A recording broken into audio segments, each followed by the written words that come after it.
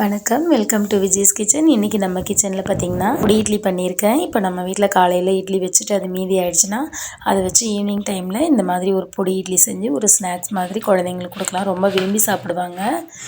இதுக்கு ஃபஸ்ட்டு நான் ஒரு 2 பெரிய வெங்காயம் எடுத்து இந்த அளவுக்கு நல்லா பொடியாக கட் பண்ணி வச்சுருக்கேன். 4 பச்சை மிளகாய் எடுத்து கட் பண்ணிக்கலாம்.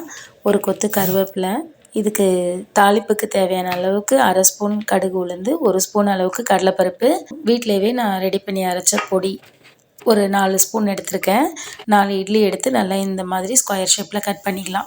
இப்போ ஸ்டவ் ஆன் பண்ணிவிட்டு ஒரு கடாயை வச்சு கொஞ்சம் ஆயில் சேர்த்துட்டு தாளிப்புக்கு தேவையான கடுகு உளுந்து கடலைப்பருப்பு போட்டுக்கலாம். கடுகு உளுந்து கடலைப்பருப்பு தேவைன்னா போட்டுக்கலாம், இல்லைன்னா வெறும் கடுகு மட்டும் போட்டாக்கா போதும்.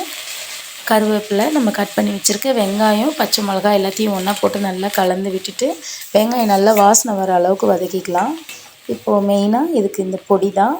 இந்த வெங்காயத்தோடவே இந்த பொடியும் சேர்த்து நல்லா வதக்கிடலாம். பொடி வந்து இட்லி போட்டதுக்கப்புறம் போடுறதுக்கு விடவும் நம்ம வெங்காயம் இந்த பச்சை மிளகாயோடய சேர்த்து வதக்கிட்டால் இட்லியில் அது நல்லா ஒன்றா ஒரே மாதிரியாகவே மிக்ஸ் ஆகி வந்துடும். டேஸ்ட்டும் ரொம்ப நல்லாயிருக்கும். அதனுடைய வாசனை டேஸ்ட் எல்லாம் ரொம்ப நல்லாயிருக்கும்.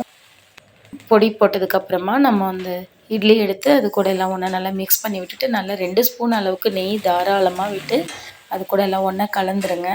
இப்போ ஒரு நல்ல வாசனையோட பொடி இட்லி ரெடி ஆகிடுச்சு. ஒரு பிளேட்டுக்கு மாற்றிடலாம். சூப்பரான பொடி இட்லி ரெடி. இது வரைக்கும் என்னோடய சேனல் சப்ஸ்கிரைப் பண்ணாதவங்க சப்ஸ்கிரைப் பண்ணிக்கோங்க. இந்த வீடியோ பிடிச்சிருந்தா ஒரு லைக் பண்ணுங்கள்.